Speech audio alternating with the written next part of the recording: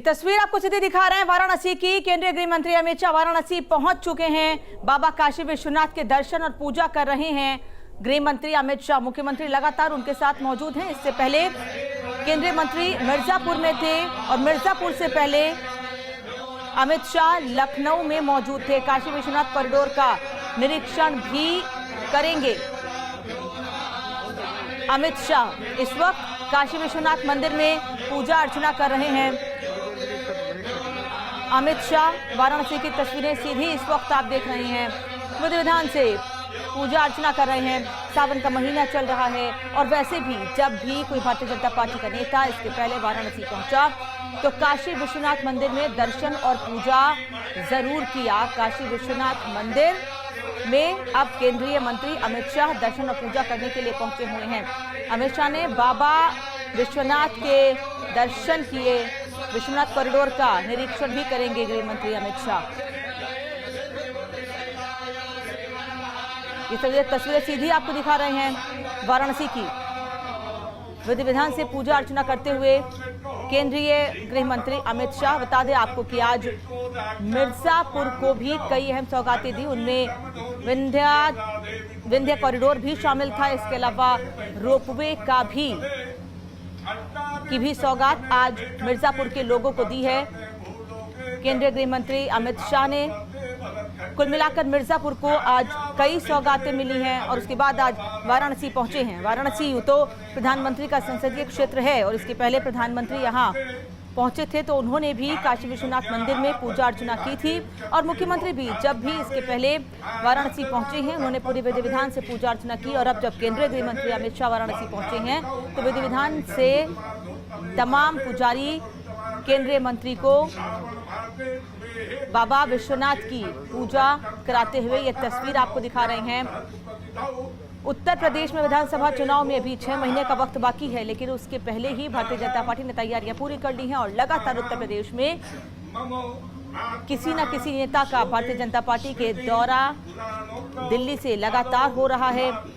फिर चाहे वो खुद प्रधानमंत्री हो, केंद्रीय गृह मंत्री आज पहुंचे हैं और जेपी नड्डा का भी उत्तर प्रदेश आने का कार्यक्रम है। कुछ दिनों में वो भी उत्तर प्रदेश आएंगे, उत्तर प्रदेश के नेताओं से बातचीत करेंगे। और इसके अलावा राष्ट्रीय महासचिव या केंद्रीय पर्यवेक्षक बातचीत के लिए, बैठकों के लिए इसके पहले भी आते रहे हैं राजधानी लखनऊ। फिलहाल ये 2 तस्वीरें इस वक्त आपकी टीवी स्क्रीन पर हैं। बाबा काशी विश्वनाथ की पूजा करते हुए केंद्रीय मंत्री और उसके पहले विंध्यवासिनी धाम में दर्शन और पूजा की केंद्रीय गृह मंत्री अमित शाह ने। और ये दोनों ही तस्वीरें ये दिखाने के लिए काफ़ी हैं कि किस तरह से भारतीय जनता पार्टी उत्तर प्रदेश में जुट गई है चुनाव की तैयारियों के लिए। मिशन यूपी मोड में है भारतीय जनता पार्टी। एक बार फिर किस तरह से उत्तर प्रदेश में भारतीय जनता पार्टी की सरकार बने और ज़्यादा सीटों से और ज़्यादा वोटों से, मजबूती से और सरकार किस तरह से बनाई जाए उत्तर प्रदेश में, इसको लेकर मंथन पिछले काफ़ी लंबे समय से चल ही रहा है। और केंद्रीय मंत्रियों का दौरा या फिर केंद्र से जुड़े हुए नेताओं का दौरा ये साबित भी करता है कि उत्तर प्रदेश में कैसे भारतीय जनता पार्टी सरकार के काम को आगे लेकर जाना है, जनता तक पहुंचाना है। इसके पहले भारतीय जनता पार्टी और आरएसएस की बैठक भी हो चुकी है। उसको लेकर सवाल भले ही कई खड़े किए गए हों, लेकिन लगातार भारतीय जनता पार्टी उत्तर प्रदेश को साधने में, उत्तर प्रदेश को जीतने का लक्ष्य लेकर आगे बढ़ रही है। साल 2017 में 300 से ज़्यादा सीटें जीती थी भारतीय जनता पार्टी और सहयोगी दल ने। और अब कोशिश ये है कि 360 से ऊपर इन सीटों को लेकर जाया जाए और इसी के लिए लगातार भारतीय जनता पार्टी के नेताओं, मुख्यमंत्री का खुद दौरा लगातार जारी है। ये एक बार फिर देखिए तस्वीरें काशी विश्वनाथ की, जहां केंद्रीय गृह मंत्री पूजा अर्चना कर रहे हैं। और उसकी पहले तस्वीर हमने आपको दिखाई विंध्यवासिनी धाम की, क्योंकि मिर्जापुर पहुंचे थे यहाँ से पहले गृह मंत्री अमित शाह। और अभी ये 3 तस्वीरें, आज की ही ये 3 तस्वीरें हैं। राजधानी लखनऊ की तस्वीर पहले आपको देख रहे हैं,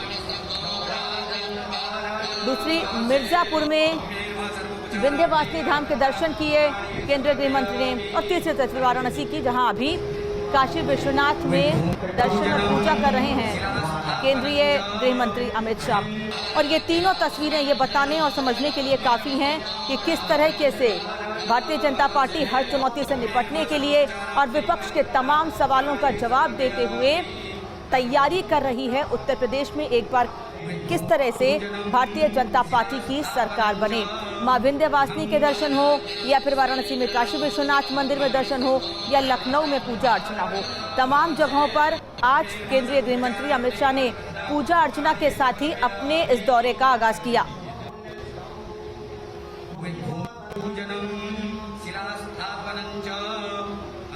तो उत्तर प्रदेश दौरे पर हैं केंद्रीय गृह मंत्री अमित शाह। लखनऊ, मिर्जापुर, वाराणसी।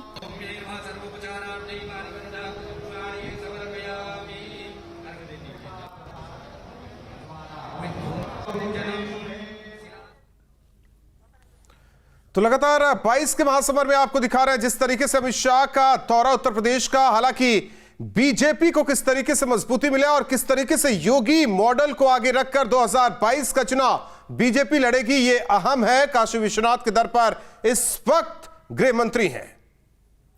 और 22 का महासमर में और भी हम तो खबरें आपको दिखाएंगे, लेकिन उससे पहले एक बड़ी खबर आ रही है, बता देते हैं आपको। खेल जगत से जुड़ी हुई बड़ी और अहम खबर है। टोक्यो ओलंपिक में पीवी सिंधु ने कांस्य पदक जीता है। पीवी सिंधु ने चीन की खिलाड़ी को हराया। बड़ी खबर, बैडमिंटन खिलाड़ी पीवी सिंधु को ब्रॉन्ज मेडल मिला। टोक्यो ओलंपिक से जुड़ी ये बड़ी खबर, पीवी सिंधु ने चीन की खिलाड़ी को हराया है। हालांकि गोल्ड मेडल का सपना टूटा, लेकिन ब्रॉन्ज पर निगाहें सबकी थी और एक और मेडल भारत की झोली में पीवी सिंधु की तरफ से। पीवी सिंधु कल अपना मैच जरूर हार गई थी, लेकिन आज ब्रॉन्ज मेडल पर नजरें थी कि अगर टॉप 3 में नहीं पहुंच पाई हैं टोक्यो ओलंपिक में पीवी सिंधु, तो आज कांस्य पदक जीतकर भारत की झोली में एक और पदक जरूर लेकर आएंगी पीवी सिंधु। और आज पीवी सिंधु ने लोगों की उम्मीदों को पूरा तो किया, लेकिन उम्मीदें पीवी सिंधु से लोगों को और ज्यादा थी। उम्मीद ये थी कि पीवी सिंधु जैसे खिलाड़ी भारत के लिए गोल्ड मेडल लेके आएंगे, लेकिन फिलहाल कांस्य पदक मिला है और इसके लिए भी देश भर में उनकी तारीफ हो रही है। तो 22 का महासमर में आगे बढ़ते हैं। गृह मंत्री अमित शाह अपने यूपी दौरे में आज मिर्जापुर पहुंचे, जहां उन्होंने विंध्य कॉरिडोर परियोजना के लिए भूमि पूजन किया। योगी सरकार धार्मिक स्थलों पर कॉरिडोर को लेकर काफी सक्रिय है। इससे पहले काशी में भी कॉरिडोर बनाकर श्रद्धालुओं को सुविधा दी गई थी।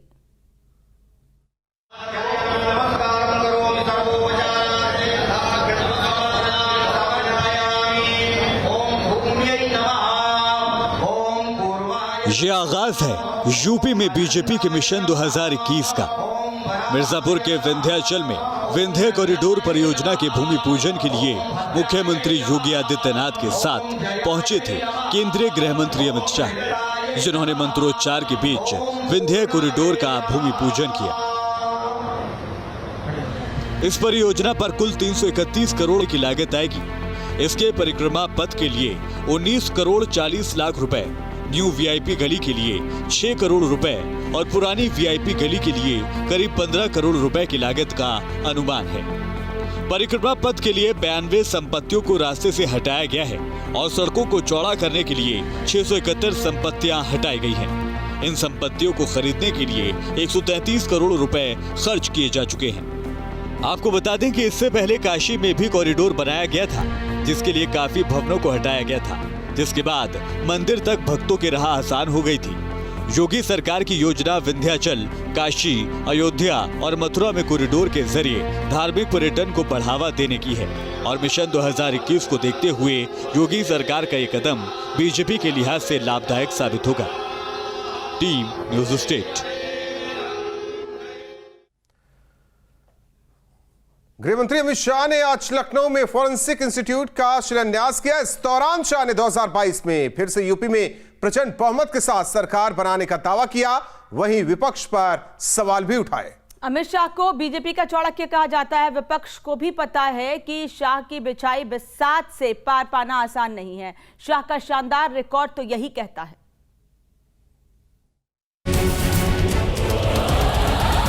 यूपी में जिनको सरकार बनाने के सपना आ रहे हैं, उनके कान तक ये आवाज जानी चाहिए। मेरे साथ जोर से बोलिए, भारत माता की, भारत माता की। बीजेपी के चाणक्य अमित शाह ने इस जयघोष के साथ 2022 के चुनावी समर के लिए हुंकार भर दी है। गृह मंत्री अमित शाह ने लखनऊ दौरे के दौरान जहां सीएम योगी की जमकर तारीफ की, तो वहीं सत्ता के सपने देखने वाले विपक्ष पर भी तंज कसा। और जो सपने देख रहे हैं उनको मैं कहना चाहता हूं कि भैया फिर से एक बार करारी हार का मन बना दो।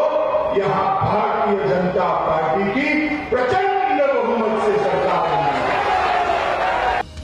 आखिर विजय की रणनीति बनाने के लिए प्रसिद्ध बीजेपी के चाणक्य अमित शाह की हुंकार से विपक्ष की चिंता कैसे बढ़ जाती है, इसको आप शाह के शानदार रिकॉर्ड से समझ सकते हैं।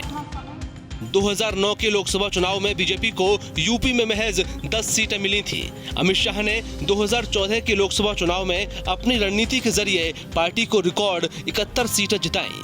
2012 के विधानसभा चुनाव में बीजेपी को महज 47 सीटें मिली थी। 2017 में बीजेपी ने सहयोगी दलों के साथ रिकॉर्ड 324 सीटें जीती। इस जीत के रणनीतिकार भी शाह ही थे। 2019 के लोकसभा चुनाव में भी बीजेपी की जीत का सिलसिला जारी रहा।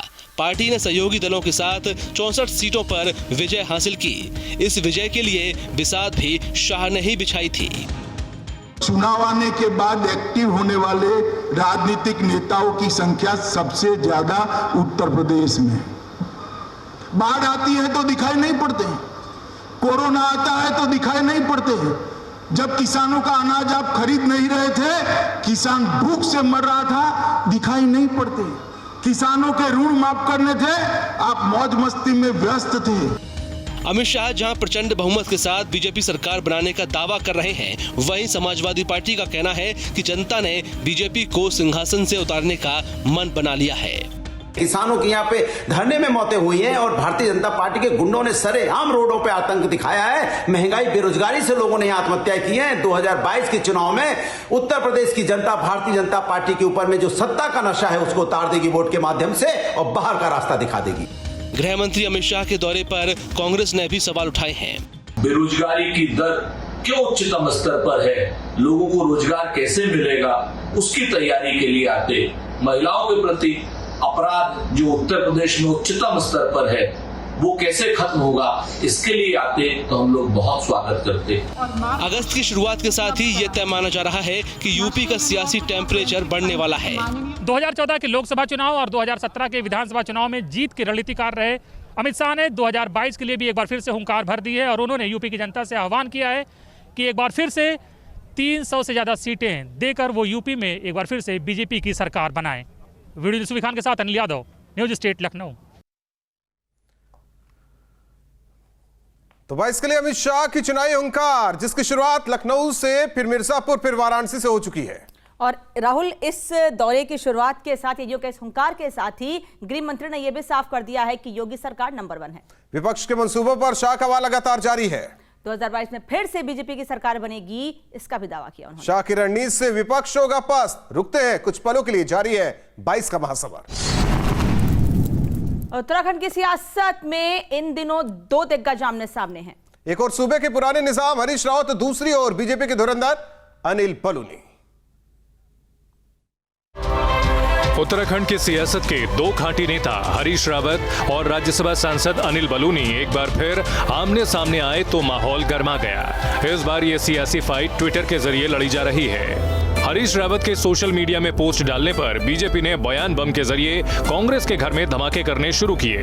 कि कांग्रेस जो समाज को बांटने वाली राजनीति करती है, जो कांग्रेस धर्म और समाज को बांट करके इतने साल देश को की जनता को और प्रदेश की जनता को बरगलाकर सत्ता में आई थी, वो होने वाला नहीं है। हमारे राज्यसभा सांसद अनिल बलूनी जी ने जिस प्रकार से कहा कि विकास की सोच के साथ बात करनी चाहिए, विकास के मुद्दों पर बात करनी चाहिए, हरीश रावत जी के पास कोई जवाब नहीं रहा।